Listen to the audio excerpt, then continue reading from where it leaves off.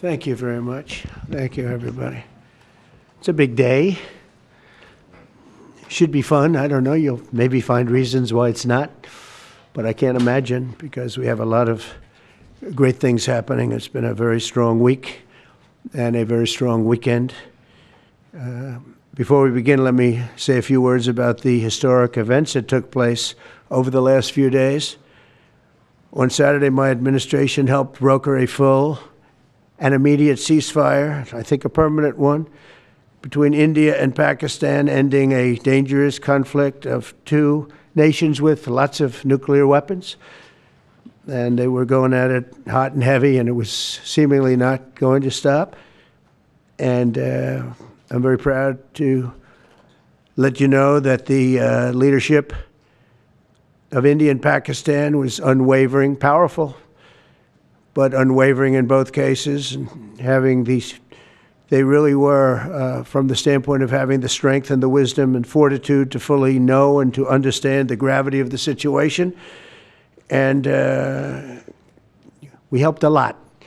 And we helped also with trade. I said, come on, we're going to do a lot of trade with you guys.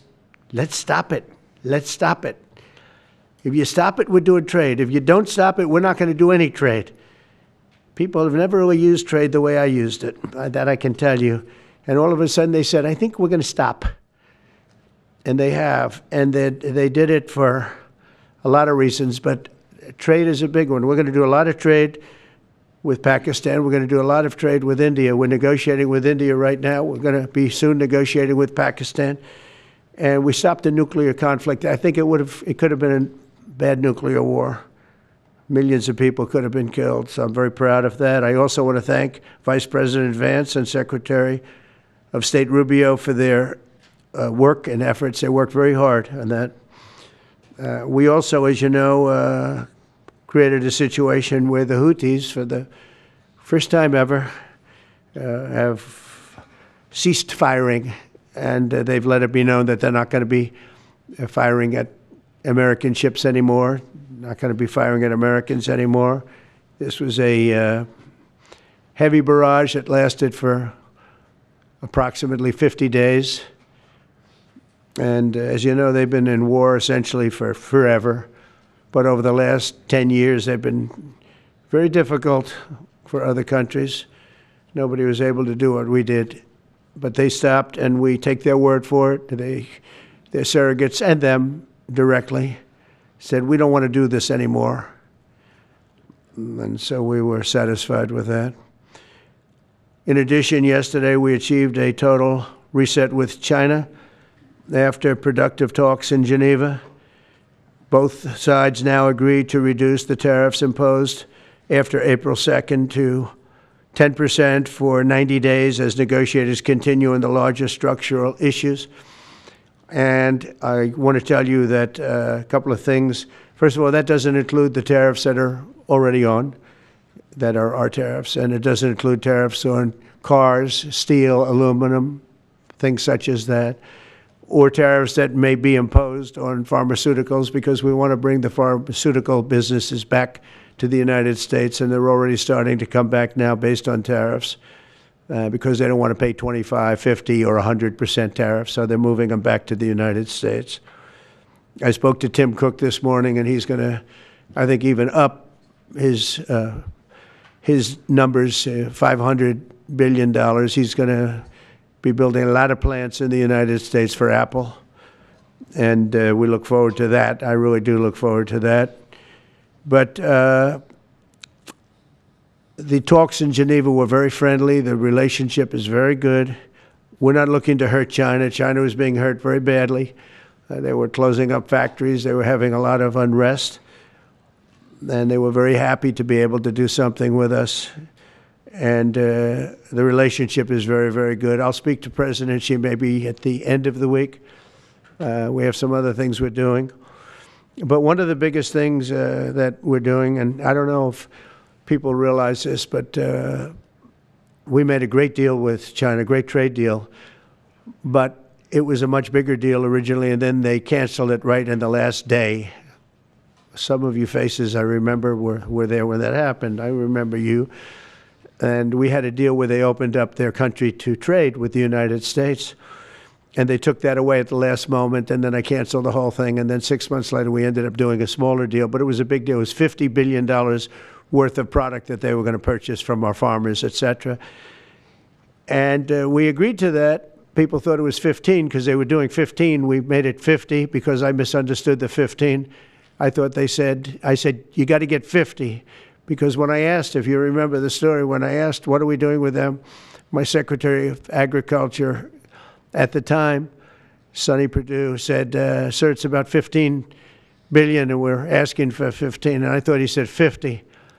So I said, so they came back with the deal at 15. And I said, no way, I want 50 because you said 50. They said, sir, we didn't say that. Anyway, bottom line, I said, go back and ask for 50. And they gave us 50. And they were honoring the deal. And we would call them up a lot for the corn and for the wheat and for everything. They were honoring the deal. And then when Biden got in, they no longer honored the deal. There was nobody to call. I would call on an average of once every 2 weeks to say, come on, you have to speed it up a little bit. And our farmers were doing great. I said to them, buy more land and bigger tractors, if you remember. That's what happened. But the deal was a very good deal. But the best part of the deal was that we opened up China. China agreed to open itself up to American business to go in. And it would have been a great thing, I think, for China. They would be able to see things that they haven't seen. They would be able to buy products that they had never been able to buy. Would have been great for American business. I think it would have brought unity between China, better unity between China and the United States. And the bottom line is that they canceled it the last day. We were all set to sign it, and then I went a little bit angry. I got a little angry. I said, they canceled the deal. The deal was done. It was all ready to be signed, and people went over, they came back to me, sir, they don't want to sign the opening up China. Well, the biggest thing that we're discussing is the opening up China, and they've agreed to do that, but it's going to take a while to paper it. You know, that's not the easiest thing to paper. But that's the single, I think, to me, some people would disagree. Some people would say we're getting a lot of money with tariffs or whatever, but, you know, especially when you add what we already have, because remember, we're already getting the 50% on steel and different things. That's not included in these numbers, so you can add that. But the biggest thing to me is the opening up. I think it would be fantastic for our businesses if we could go in and compete with China. It would be a lot of jobs for China. It would be, I think, at a time when they can frankly use the jobs. And that's what we're talking about. So that's a very, very important element to add. So when Scott, I watched him speak the other day, and I think he didn't want to say it, but I said, it's okay to say it. Look, if we don't get it, we don't get it. But if we don't get it, it won't be a positive thing. But if we do get it, I think it's maybe the most important thing to happen. Because if you think about it, we opened up our country to China. They have very few restrictions.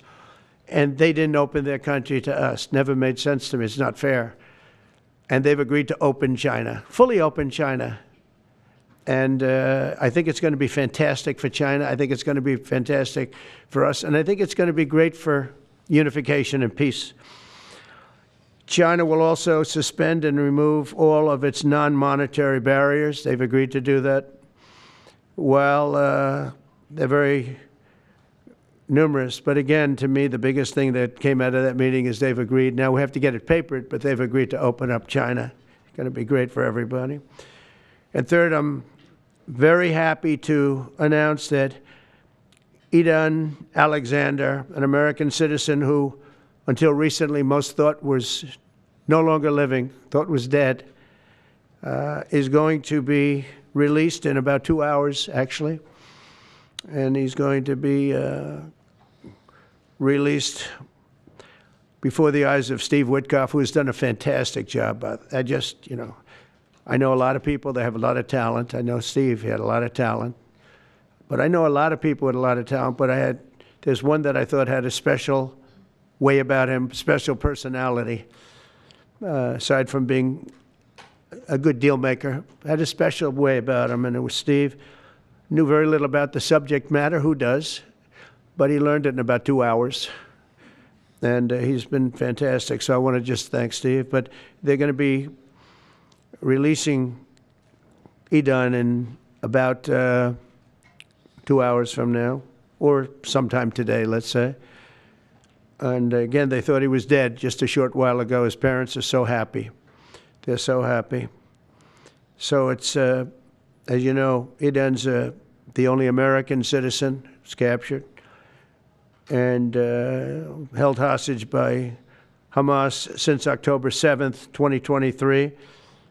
And he's coming home to his parents, which is really great news. I mean, to me, it's big news. They thought he was dead. So that's that. So we'll be heading there, and we'll be seeing 3 primary countries. You know all about that: Saudi Arabia, UAE, Qatar. On Thursday's meeting with Russia and Ukraine is very important.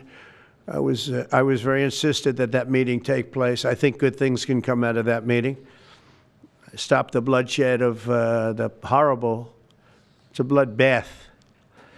But that 5,000 more, it's really much more, I'm trying to be conservative, more than 5,000 soldiers. Russian, they're not American soldiers, they're from Russia, they're from Ukraine, but they're people.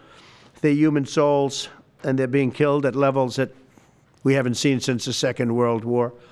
And it's every week. A lot of drone fighting. It's a whole new form of warfare, and it's violent and vicious. And so that's it. I'd like to go back to China just for a second. They're very heavy on the fentanyl. We're charging them, as you know, 20% for the fact that they send fentanyl into our country. And they've agreed that they're going to stop that. And, you know, they'll be rewarded by not having to pay, you know, hundreds of billions of dollars in tariffs.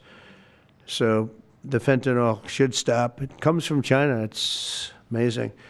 And comes through our southern border, comes through our northern border too, comes through Canada, and comes through our southern border, much more through the southern border.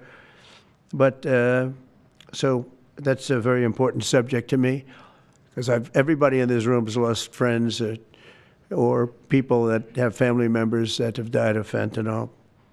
So there's a big incentive for China to stop, and I take them at their word. They're going to work on that, I think, very hard. And one thing, when they work on something, they get it done.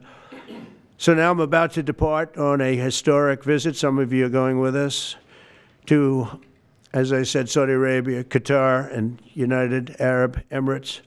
Before I do, I'll sign one of the most consequential executive orders in our country's history. I don't think there's ever been anything signed like this, certainly not with respect to health care, nothing even close. I'm delighted to be joined on this occasion by Secretary of Health and Human Services Robert F. Kennedy, Jr., who is doing a really good job, I have to tell you that.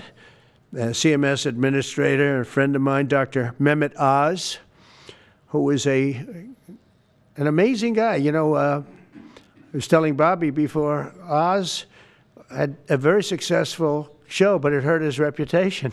Because when you're in show business, it hurts your reputation a little bit. It's good for you, but in terms of professionalism and being a doctor, it sort of hurts your reputation.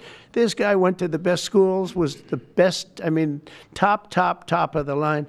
Then he did a television show, became a success, made a lot of money, all that stuff, but it sort of hurt him. And you know who I compare that to? I hate to say this, but a special woman, Jeanine Pirro. She was the toughest, smartest DA, maybe in our countries, in our cities and states history, New York. She was really tough, really sharp. Then she did a show, and people didn't think of her quite the same way. She became more of an entertainment person, like Oz. Oz is not an entertainer. He's not really an entertainer, if you know the real story. And she isn't either. She is unbelievable. She was one of the strongest district attorneys in the history of New York, highly respected, very tough, went after the drug dealers at a level that you don't see today anymore. And you know, hopefully she's given up a tremendous, she's leaving the #1 show on cable television, one of the #1 shows on television, period, The Five, but they've got great people left behind, but she was a big part of it. And so I equated to that. Jeanine Pirro is unbelievable. FDA Commissioner Dr. Marty McCary, with a reputation that's second to none, and the job he's doing already has been fantastic. Thank you, Marty. And Director of National Institute of Health, Jay Bhattacharya, who has been, as you know, from Stanford, so highly regarded, and have all been working with us very hard on this. And the question they would ask, being a little bit new to the government aspect of it, is why doesn't somebody fight the drug price situation, meaning equalization? There's a term, it's called equalization. Nobody wants to mention that term. And I'm not knocking the drug companies. I'm really more knocking the countries than the drug companies, because they're forced to do things. But the drug lobby is the strongest lobby in this country, they say, the drug lobby. It's between that and lawyers. And they have a lot of power. But starting today, the United States will no longer subsidize the health care of foreign countries, which is what we were doing. We're subsidizing others' health care. Countries where they paid a small fraction of what, for the same drug, that what we pay many, many times more for. And we'll no longer tolerate profiteering and price gouging from Big Pharma. But again, it was really the countries that forced Big Pharma to do things that, frankly, I'm not sure they really felt comfortable doing. But they've gotten away with it, these countries. European Union has been brutal. And the drug companies actually told me stories. It was just brutal how they forced them. And European Union suing all our companies, Apple, Google, Meta. They're suing all of our companies. They end up, they have judges that are European Union-centric, and they get rewarded $15 billion, $17 billion, $20 billion, and they use that to run their operation. Not going to happen any longer, that I can tell you. So what's been happening is we've been subsidizing other countries throughout the world, not just in Europe, throughout the world. European Union was the most difficult, from what I understand. I mean, I'll tell you a story. A friend of mine who's a businessman, very, very, very top guy. Most of you would have heard of him. A highly neurotic, brilliant businessman, seriously overweight, and he takes the fat shot drug. And he called me up, and he said, President, he calls me, he used to call me Donald, now he calls me President, so that's nice respect. But he's a rough guy, smart guy, very successful, very rich. I wouldn't even know how we would know this, but because he's got comments. President, could I ask you a question? What? I'm in London, and I just paid for this damn fat drug I take. I said, it's not working. He said, I just paid $88. And in New York, I pay $1,300. What the hell is going on?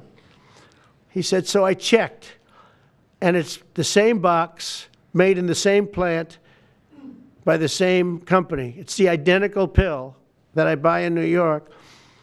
And here I'm paying $88 in London. In New York, I'm paying $1,300. Now, this is a great businessman, but he's not familiar with this crazy situation that we have. But he was stunned. But it was just one of those stories. And I brought it up with the drug companies, represented by somebody who's very, very smart, good person too. And we argued about it for about half hour, and then finally he just said, because they can't justify it, he just said, look, you got me. I can no longer they've been justifying this crap for years. They said, oh, it's research and development. Well, I said, well, research and development, other countries should pay research and development too. It's for their benefit. It was just one of those things. And the other countries would set a price, and they'd meet the price, and they'd say, if you don't meet the price, you can't sell it in our country. I said, well, then you walk away, and, they'll call you back, and they'll sell it in the country. But now they'll have to do that.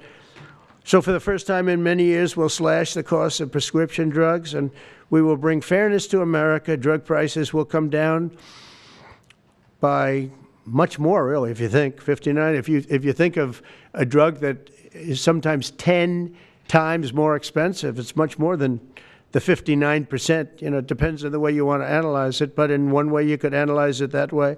But between 59 and 80, and I guess even 90%. So when I worked so hard in the first term, and if I got prices down, remember I was the only one to ever get prices down for a full year, but I'd get them down like 2%, and I thought it was like a big deal. Well, we're getting them down 60, 70, 80, 90%, but actually more than that if you think about it in the way mathematically. And farmer has to say, we're sorry, but we'll not be able to do this any longer to these countries that have been so tough. They've been very tough, nasty. It's trade. It's trade. And pharma is also very powerful. And the Democrats have protected pharma. The Democrats, this is the Democrats have protected pharma. These are the Democrats. And by the way, I just called the Speaker of the House, and I just called the leader, our leader in the Senate, John Thune, Mike Johnson. Spoke to both of them. I said, when you score, you're going to have to score two things. You're going to have to, number one, score that hundreds of billions of dollars of tariff money is coming in. But even bigger than that, you're going to have to score that your cost for Medicaid and Medicare and just basically pharmaceuticals and drugs is going down at a level that nobody has ever seen before. It'll pay for the Golden Dome. I see the Golden Dome is there, see? That'll easily pay for the Golden Dome. And we'll have a lot of money left over. We need the Golden Dome, by the way, in this world. Although this world's a lot safer today than it was a week ago, and a lot safer than it was 6 months ago. We had people that had no clue what they were doing. So today Americans spend 70% more for prescription drugs than we spent in the year 2000. Think of that. Our country has the highest drug prices anywhere in the world by sometimes a factor of 5, 6, 7, 8 times. It's not like they're slightly higher. They're 6, 7, 8 times. There are even cases of 10 times higher. So that you go 10 times more expensive for the same drug, that's big numbers. Even though the United States is home to only 4% of the world's population, pharmaceutical companies make more than 2/3 of their profits in America. So think of that. With 4% of the population, the pharmaceutical companies make most of their money, most of their profits from America. That's not a good thing. Now, I think, by the way, I have great respect for these companies and for the people that run them. I really do. And I think they did one of the greatest jobs in history for their company, convincing people for many years that this was a fair system. And nobody really understood why, but I figured it out.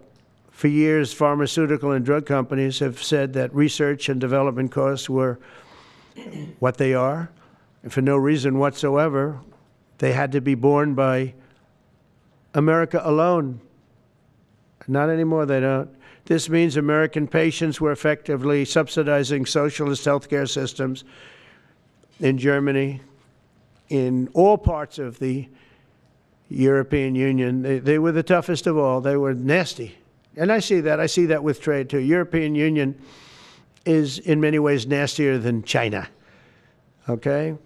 And we've just started with them. Oh, they'll come down a lot. You watch.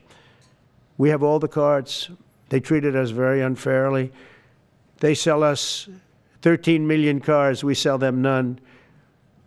They sell us their agricultural products. We sell them virtually none. They don't take our products. That gives us all the cards, and very unfair. So they're going to have to pay more for health care, and we're going to have to pay less. That's all it is. And believe it or not, because it's really the world we're talking about, not just the European Union, but because it's the world, the numbers are for the healthcare company not as bad as you would think. They'll make the same. I think the healthcare companies should make pretty much the same money. I really don't believe they should be affected very much, because it's just a redistribution of wealth. It's a redistribution where it could be the same top line, but it's going to be distributed differently. Europe's going to have to pay a little bit more.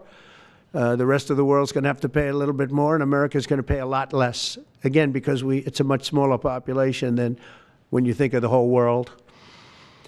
So basically what we're doing is equalizing. There's a new word that I came up with, which I think is probably the best word. We're going to equalize. We're all going to pay the same. we're going to pay what Europe's going to pay. We're going to all pay. Now, there may be some countries in dire need, and I would be willing to sacrifice that and help them. But it's called most favored nation. We are going to pay the lowest price there is in the world. We will get whoever is paying the lowest price, that's the price that we're going to get. So remember that. So we're no longer paying 10 times more than another country. Whoever is paying the lowest price, we will look at that price and we will say that's the price we're going to pay. Most favored nations. That's what it is. One breast cancer drug costs Americans over $16,000 per bottle, but the same drug from the same factory, manufactured by the same company, is 1/6 that price in Australia and 1/10 that price in Sweden. 1/10 for the identical product. A common asthma drug costs almost $500 here in America, but costs less than $40 in the United Kingdom. So $40 in the United Kingdom, which is where this gentleman told me he paid a small amount for his shot. But think of that. So $40 versus $500 here. That's not even bad. There are much worse examples. And the weight loss drug, Ozempic, costs 10 times more in the United States than in the rest of the developed world. 10 times more. Why? Why? What did we do? Suckers. But we never had a president that had the courage to do this. And nobody knew the system like I do. I mean, I've gotten to know this system so well. And I don't think it's fair that it benefits Obamacare. Obamacare is a failure. It's not a good health care. It works. I made it work. I had an obligation to make it work. Or an obligation to let it die. I chose that we had to make it work. I had to make it as good as possible. And I had a choice. I could have let it fail or make it as good as possible. As good as possible means it was still not very good, but it survived. And we did the right thing. But this makes everything work. And I don't want to have a bad form of health care work because of the fact I was able to cut drug prices by 80 or 90%. So we're going to maybe come up with something. I think this gives the Republicans a chance to actually do a health care that's much better than Obamacare and for less money, which if you guys would work on that along with Congress. But I do want to say that Democrats could have done this a long time ago. They have fought like hell for the drug companies, and they knew they were doing the wrong thing. And it's going to be very hard. I was just telling the leader and the speaker that it's going to be very hard for the Democrats to vote against the one big, beautiful deal. The greatest tax cuts in history, greatest everything, but now you have the big drug prices because that's going to be included. It makes that whole situation different from a scoring standpoint. I just told them, I called them up about this. I said, I'm going to do something that's going to be very monumental, and you're going to be scoring. You better tell your people that this is going to score really well. And then add hundreds of billions of dollars in tariffs to your list also. But as big as the tariffs are, this is something that really hits quickly. 5 years ago, I signed an executive order to confront this disaster, but only confront it in a minor way. It was a good confrontation, but never to this extent. And it took people a little while to understand a very complicated system. But Joe Biden, without any knowledge of what he was doing, terminated the policy and then pretended to negotiate under a new system. And then you take a look, 5 out of the 10 drugs that he negotiated are now over 200% more expensive in America than the rest of the world, and far more expensive than when he even got involved. Much more expensive than when he got involved. Joe Biden's plan was as you know, because you wrote about it, you don't say it very loudly, but it was a very big failure, was his whole presidency. First, I'm directing the U.S. Trade Representatives and Department of Commerce to begin investigations into foreign nations that extort drug companies by blocking their products unless they accept bottom line and very low dollar amounts for their product, unfairly shifting the cost burden onto American patients. And we'll be taking a look at that very strongly. The biggest thing we're going to do is we're going to tell those countries, like those represented by the European Union, that, that game is up, sorry. And if they want to get cute, then they don't have to sell cars into the United States anymore. It's a very big subject. And they won't get cute, because I'll defend the drug companies from that standpoint. They were given a price by the European unions and other countries. This is what you do. This is what we're going to pay. We're not going to pay any more. Let America pay the difference, because there was a big shortfall. Let America pay it. And that's what we did, but we're not doing it anymore. Next, my administration will secure what we're calling most favored nations drug pricing. The principle is simple. Whatever the lowest price paid for a drug in other developed countries, that is the price that Americans will pay. And we're using the term other developed countries because there are some countries that need some additional help, and that's fine. I think that's very good. Some prescription drug and pharmaceutical prices will be reduced almost immediately by 50 to 80 to 90%. Big Pharma will either abide by this principle voluntarily or will use the power of the federal government to ensure that we are paying the same price as other countries. To accelerate these price restrictions and reductions, my administration will also cut out the middlemen. We're going to totally cut out the famous middlemen.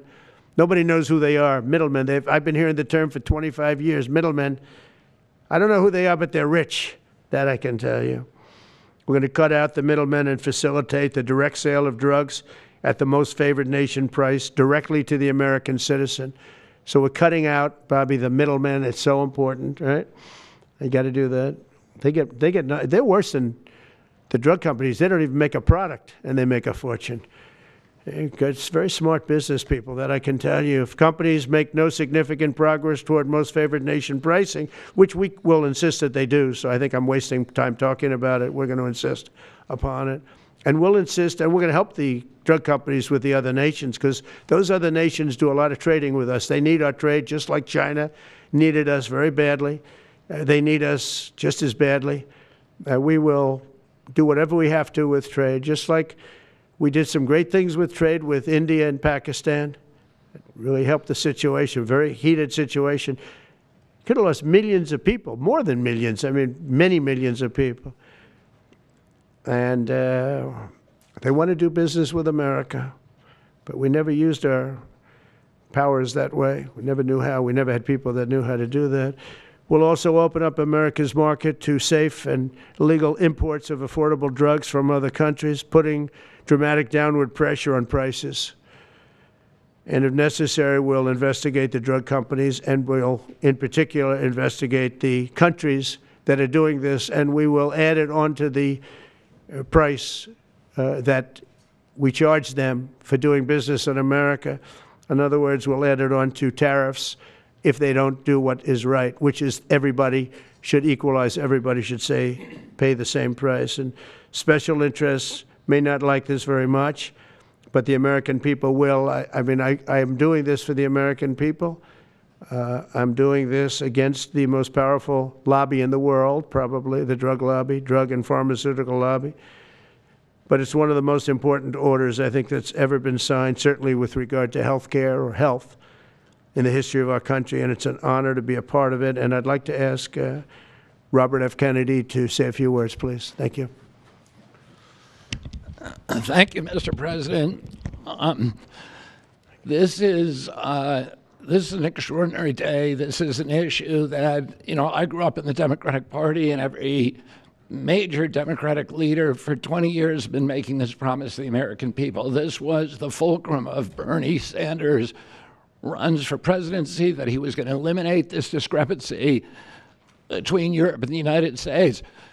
But as it turns out, none of them were doing it. It's one of these promises that politicians make to their constituents, knowing that they'll never have to do it. And the reason they'll never have to do it is because they know that Congress is controlled in so many ways by the pharmaceutical industry. There's at least one pharmaceutical lobbyist for every congressman, every senator in Capitol Hill, and every member of the Supreme Court. By some estimates, 3. Pharmaceutical companies, the industry itself spends 3 times what the next largest lobbyist spends on lobbying. So this was an issue that people talked about, but nobody wanted to do anything because it was radioactive. They knew you couldn't get it by Congress. We now have a president who is a man of his word, who has the courage.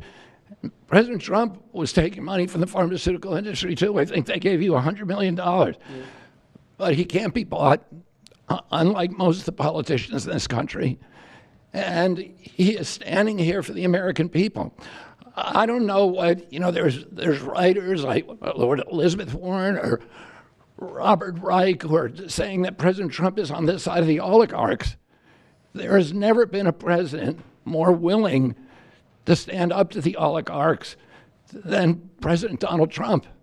And I'm very, very proud of you, Mr. President, for your courage, I'll say, because I don't want to be crude, your intestinal fortitude, your stiff spine, and your willingness to stand up for the American people. We have 4.2% of the world's population. Our country represents 75% of the revenues for pharmaceutical companies. We spend in our country $1,126 per capita on drugs. In Britain, they spend about $240. They spend 1/5 of what we do. And this is true across Europe. And the drug companies, Europeans, if you ask them, it made no sense what they were saying. America has to pay for this innovation or it's not going to happen.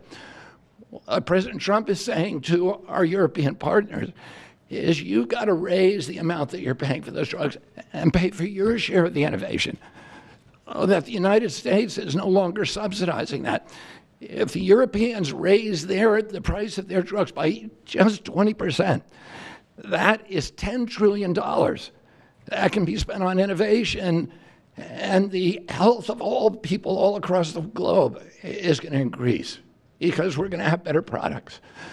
So I'm just so grateful to be here today. I never thought that this would happen in my lifetime. I have a couple of kids who are Democrats, are big Bernie Sanders fans, and when I told them that this was going to happen, they had tears in their eyes because they thought this is never going to happen in our lifetime, and we finally have a president who's willing to stand up for the American people. Thank you, and Dr. Oz. Thank you, Secretary Kennedy. This is the most powerful executive order on pharmacy pricing and healthcare ever in the history of our nation.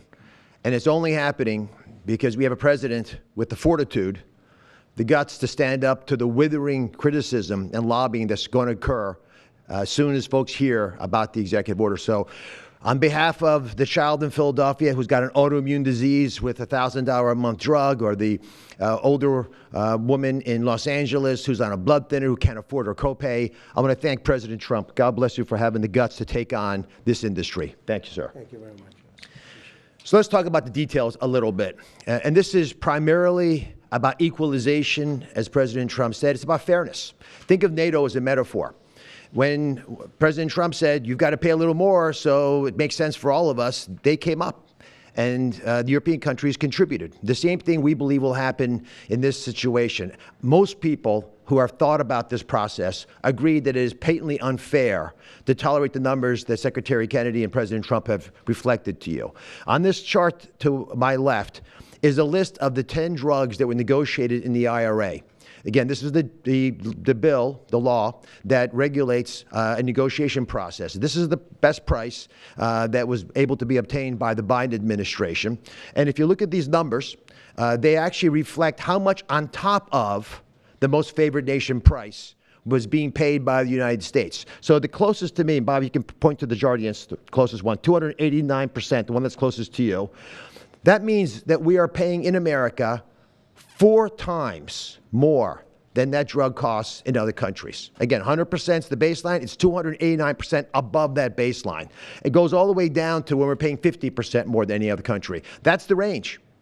As was pointed out by President Trump, half the time we're paying 3 times more than is paid in other countries. It doesn't make any sense for the system. That stated, President Trump has over and over again indicated, and Secretary Kennedy reflected as well, we want innovation. We want our technology partners doing the best they can to make the best solutions for drugs to cure as many people in America and around the world as possible. By getting our allies to pay a bit more, as they should be, and they should have for many years been doing, will course correct a problem that's gotten out of hand. And by doing that in a thoughtful, effective way, we're going to be able to get the pharmaceutical industry whole. Those jobs will still be here, will still be productive, will still be curing cancer and a slew of other ailments that plague humanity. America will still be the leader in this space, but we'll be paying the appropriate amount, the right-sized amount for those tasks. So over the next 30 days, the 4 of us up here, together with people standing in the back of this room who are doing a lot of the heavy lifting, are going to be approaching pharmaceutical companies to talk specifically about what we want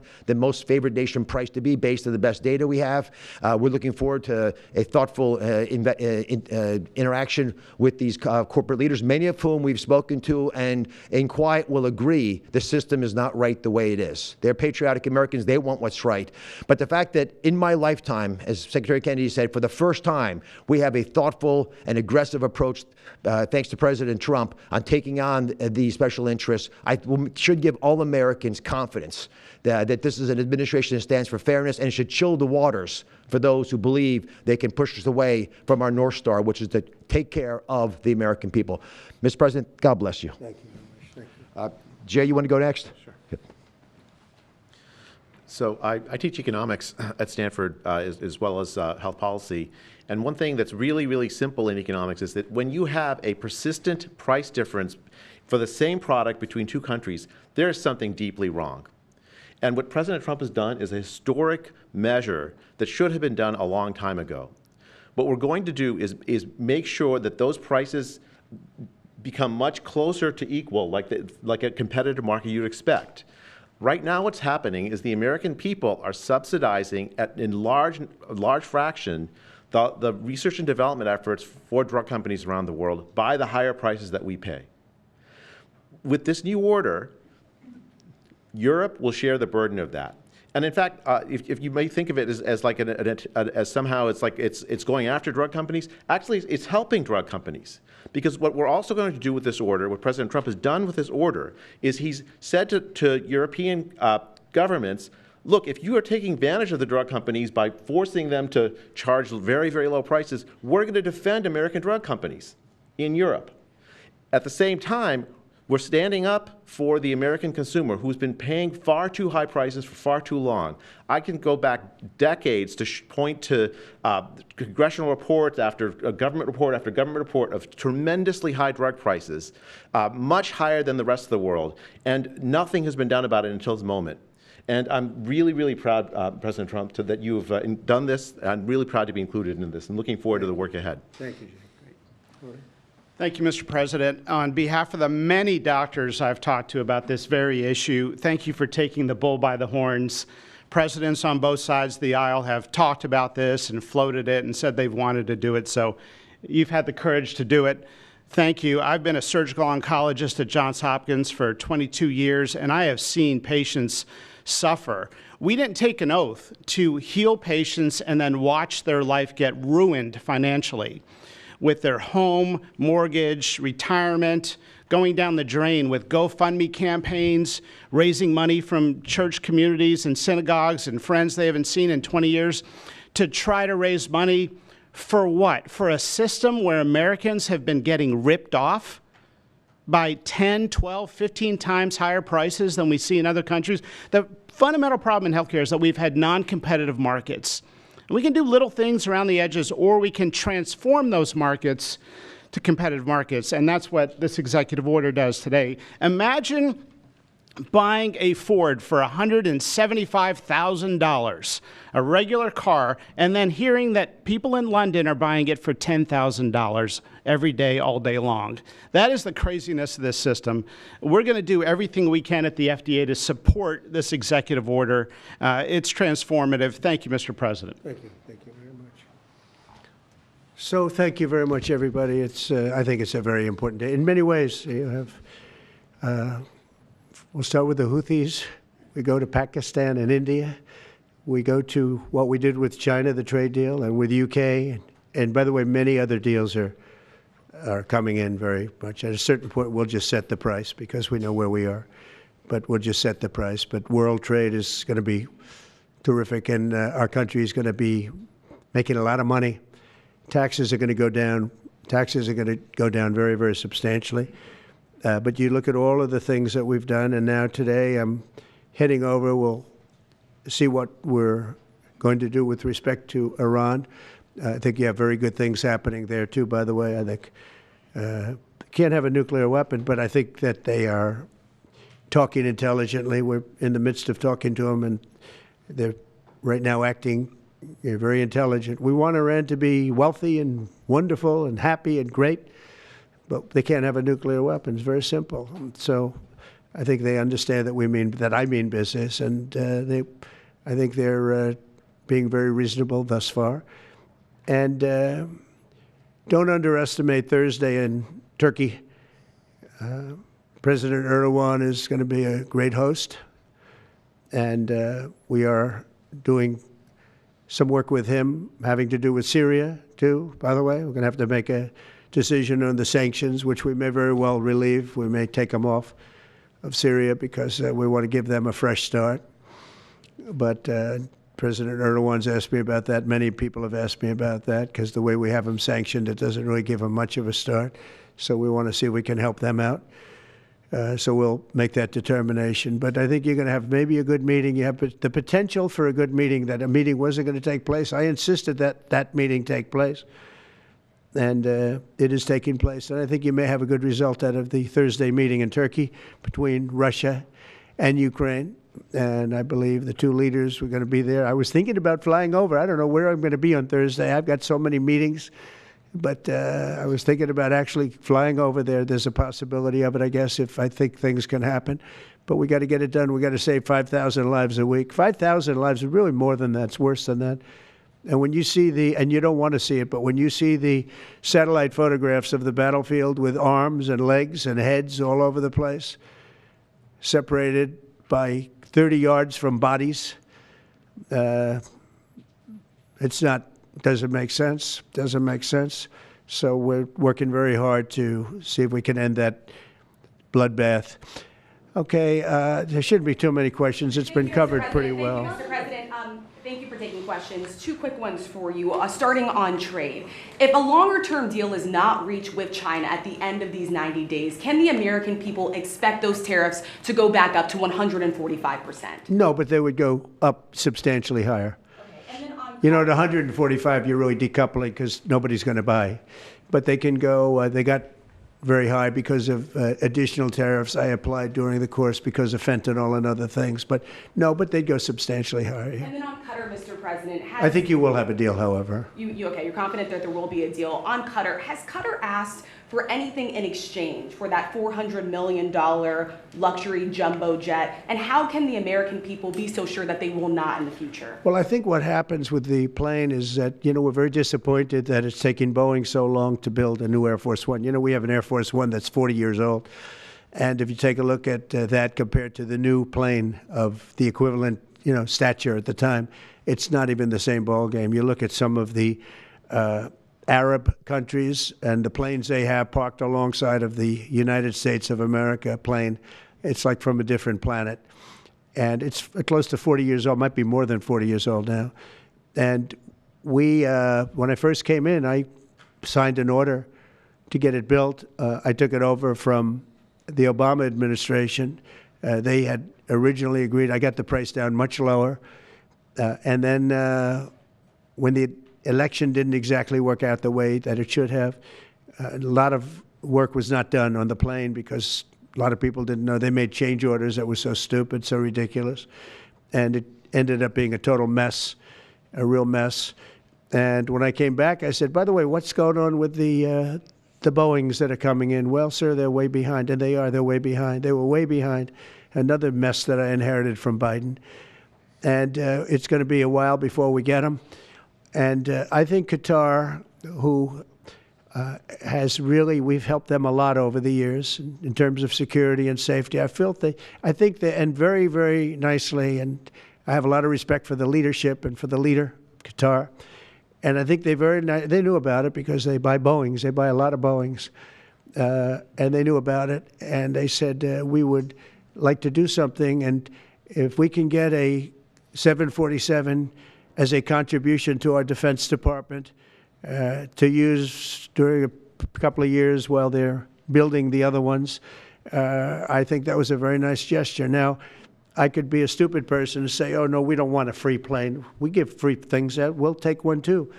And it helps us out because, again, we're talking about we have 40-year-old aircraft. The money we spend, the maintenance we spend on those planes to keep them tippy-top is astronomical. You wouldn't even believe it. So I think it's a great gesture from Qatar. I appreciate it very much. I would never be one to turn down that kind of an offer. I mean, I could be a stupid person say, no, we don't want a free, very expensive airplane. But I thought it was a great gesture. And I think it was a gesture because of the fact that we have helped and continue to, we will continue to, all of those countries, Saudi Arabia, UAE, Qatar, and others, we keep them safe. If it wasn't for us, they probably wouldn't exist right now. And I think this was just a gesture of good faith. And I don't get it. Someday it'll be like Ronald Reagan. They decommission them. You know, they get to a certain age, they decommission them. It'll go to my library. They're talking about going to my library in years out. But I thought it was a great gesture. And it's something that was done by Ronald Reagan. They actually decommissioned the plane, and he put it in his library. And it actually has made the library, I think, a Boeing 707. It's actually made the library more successful. So it was good. Do you plan to use the plane after you leave office? No, I don't. No, it would go directly to the library after I leave office. I wouldn't be using it. No. Mr. President, on the hostage, you said that the release of the American hostage, Aaron Alexander, is a step in good faith to end this war. Do you expect any progress, or perhaps announcement on ceasefire during your trip to the Middle East? We hope that we're going to have other hostages released too, as you know. So when I met with the hostages 3 weeks ago that were there for quite a while, you remember the 10 people that came in, mostly young people. 1 or 2 were a little bit older. They were explaining the trials and tribulations. I mean, they went through hell. And I said, how many are there? They said 59. I said, that's a lot. I didn't realize, because we got a lot out. You know, we got a lot of hostages out, I think you will acknowledge. They said 59, but then they said, they followed that up by saying 59, of which 24 are living, the rest are dead. But the people whose son, mostly son, I think 1 daughter in this case, but mostly sons are there, or husbands are there, those people want the dead bodies as much as they want the live body. I have a mother that calls me, but came up to me when I first met her, and she said, sir, please get my son out. He's dead, but they have his body. And I asked her about that, and it's as though he were alive. The level of wanting that body back is the same. It couldn't be any more, as though he were alive. So, getting the bodies back is very important. That could be a thing having to do with the religion. It could be same. I was amazed at the level of importance. It's the same as if the son or husband or whatever was alive. So they said 59. In fact, they came in with a number 59 written out on like a sign on their chest. But they came to thank me for getting them out. And I said, what does the 59 mean? They said, well, that means there are 59 people. But then they said, but 24 are living. Now it's 21. The number's 21. So now it's actually, we'll get Eitan today. We think we're getting him today. So it's 20. So they have 20 live hostages there. The rest are dead bodies. Mr. President, are you open to negotiating your tariffs on cars, steel, and aluminum with China or any other country? Well, we're not even talking about that. We're bringing the car business back into this country. We have commitments, not only commitments, they've already started construction on many plants. They've left Mexico in a few cases. In a few cases, they've left Canada. They're not going to build in Canada. They're going to build here because we have the market. And the tariffs have been amazing. The election and the tariffs. November 5th was a big day, and on top of that, of course, you wouldn't have the tariffs without the election, I guess, if you look at it. But we have at least 11 committed massive car factories that are going to be built, that are in the process of being built. And some are going through, some have actually started. We also have renovations of existing factories where they weren't utilizing the full factory from years gone by, and now they're under full renovation. They'll be opening up full factories in a very short period of time. Our car industry is, I think we're going to have the #1 industry. You know, if you look at Japan and these others, they do tremendously with cars, and they can do that too. But you know, if they want to sell cars in the United States, they're going to have to build factories in the United States, because I'm interested in cars for the United States. Now, one other thing is, in our tax bill, we're giving not only no tax on tips, no tax on Social Security, no tax on overtime, but also we're going to get a deduction for people that borrow money to buy a car if it's made in America. If it's not, we have no interest. The meeting between President Putin as well as President Zelensky, if President Putin doesn't show up to these talks in person in Turkey, will you join Europe in putting higher sanctions on Russia? If I felt it would be important toward getting the deal done, I'm the one that insisted on the meeting. They couldn't get a meeting because one said ceasefire, one said no ceasefire, was going back and forth. I said, look, at this point, we got to stop it. Just go to the meeting. The meeting's been set. Go to the meeting on Thursday. And if I thought it would be helpful, I don't know where I'm going to be at that particular point. I'll be someplace in the Middle East, but I would fly there if I thought it would be helpful. Yeah, please. Back to refugees. I want to ask you about South African refugees. Dozens of Afrikaners who claim discrimination in their home country are heading to the United States, right, where your administration is going to welcome them as refugees. Now, this comes as you've halted virtually all refugee admissions for people fleeing famine and war from countries like Sudan and the Democratic Republic of Congo. Why are you creating an expedited path into the country for Afrikaners but not others? Because they're being killed, and we don't want to see people be killed. Now, South Africa leadership is coming to see me, I understand, sometime next week. And, you know, we're supposed to have I guess a G20 meeting there or something, but we're having a G20 meeting. I don't know how we can go unless that situation's taken care of, but it's a genocide that's taking place that you people don't want to write about, but it's a terrible thing that's taking place, and farmers are being killed. They happen to be white, but whether they're white or black makes no difference to me, but white farmers are being brutally killed, and their land is being confiscated in South Africa, and the newspapers and the media, television media, doesn't even talk about it. If it were the other way around, they'd talk about it. That would be the only story they'd talk about. And I don't care who they are. I don't care about their race, their color. I don't care about their height, their weight. I don't care about anything. I just know that what's happening is terrible. I have people that live in South Africa. They say it's a terrible situation taking place. So we've essentially extended citizenship to those people to escape from that violence and come here. Yeah. Mr. President, thank you. Are you letting China off the hook for these 90 days, and do you really believe that they will follow through with non-tariff barriers and remove those? Non-monetary tariffs, yeah. Yeah, I think they're going to follow through. I think they want it very badly. I think they want the deal very badly. Again, this doesn't include the steel tariffs that I put on a long time ago that Biden tried to get off, but he couldn't get them off because it was too much money. You know, I took in hundreds of billions of dollars from China, what a lot of people don't know, but we put on the tariffs originally. And if I didn't do that, we wouldn't have a steel industry today. Now we have a thriving steel industry. It'll be thriving much more with what we're doing because this is the next level. But it doesn't include that, doesn't include cars, doesn't include pharmaceuticals when we do that. And the reason we're doing that will be to get them to come back in the country. You know, there are, again, I always say it because a lot of people forget, but if a company like Eli Lilly, which is making a massive investment in the United States right now. They're building many, many plants. They've already started like 7 of them, many plants, but they are not going to be tariffed. There's no tariff cost. So they're all doing that. They're all coming back to the United States. I mean, I'll tell you what, I hope I get the benefit of watching this because, as president, because, you know, it takes a little while to do this stuff. and we're doing it early in the administration.